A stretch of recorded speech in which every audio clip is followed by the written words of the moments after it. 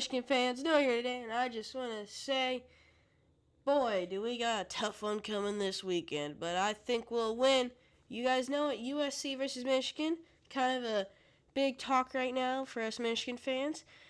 It's going to be a big moment. We all know that USC's offense is really good, while their defense is less than stellar, but we're going to have to show what we can get to for us to be able to win against USC. So today we're going to talk about the key parts for Michigan if they want to beat USC. So let's get into it.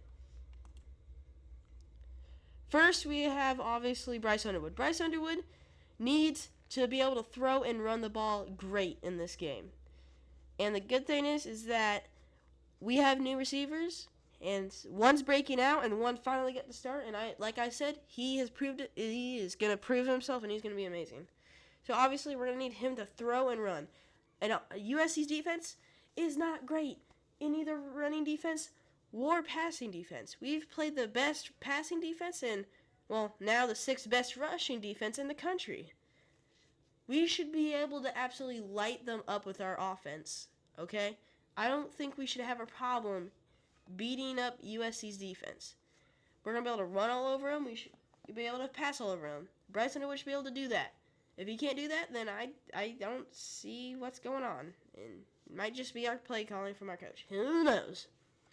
But I generally do think Bryce Underwood is going to be a key to this. He's going to either throw the ball to the receivers, he's going to need to rush, and he's going to have to do it greatly. This is going to be one of those games where he's going to have to prove himself on the road, especially in a time zone that's 3 hours difference from ours. Next, of course, is our rushing game.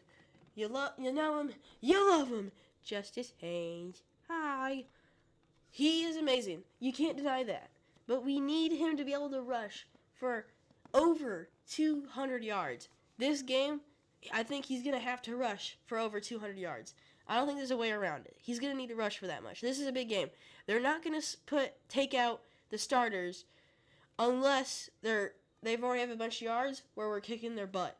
So I think the only chance that he gets taken out is if he has over 200 yards. And I generally think, because USC's defense is really not that good, he's going to have over 200 yards, at least close to it, if not. And he should have a touchdown or two.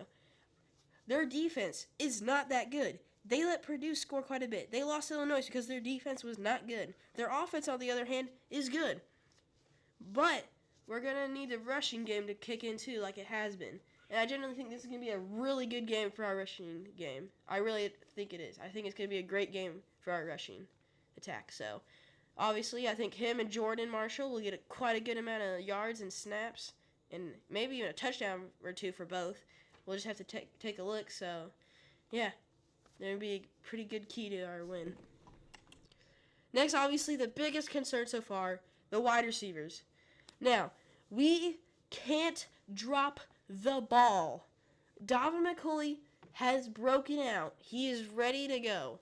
This game is going to be great for him. He's going to break out over that USC defense, which is not that good. Him and also Andrew Marsh. I don't have a picture of him, but I will put it up here when I'm talking. Andrew Marsh, he has just got a chance to start, and he had 4 catches or something for like 80 yards, I think, against Wisconsin. And he's starting again. They confirmed it. So those two should have some catches, and they cannot drop the ball. I'm looking at you, Morgan, specifically for the starting slot. I think he's slot. Yeah, I think he's slot. Looking at you, Morgan. We cannot have any drops. Also looking at the tight ends on that. We cannot have any drops. We have to be able to hold on to the ball, catch it, and get yards. That's going to be a key. We cannot drop the ball. The wide receivers have to play the best they can. If we drop the ball, we might as well say, oh, crap, well, we're going to let them win. Okay? No dropping the ball. No fumbling it. No juggling it either.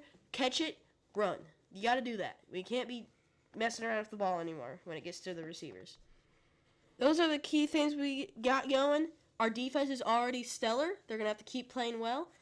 And USC's offensive line is missing a few key players, so I think this would be a great game for our D-line to be able to get in there and get a few sacks. At least a few. So that'd be awesome. Our defense, this is going to be the hardest offense we've played all year other than Oklahoma. Oklahoma, I believe this is harder than Oklahoma's offense. And we were not playing good against Oklahoma.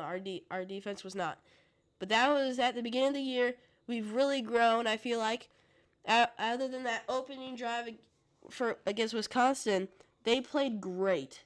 I generally think they're going to click in, and we're going to be able to lock them down, and they're going to score. I'm not going to say they're not going to score. They're going to score maybe a few times, but I generally think we're going to lock them down than what people think we will. Currently, USC is favored, but I think we can win.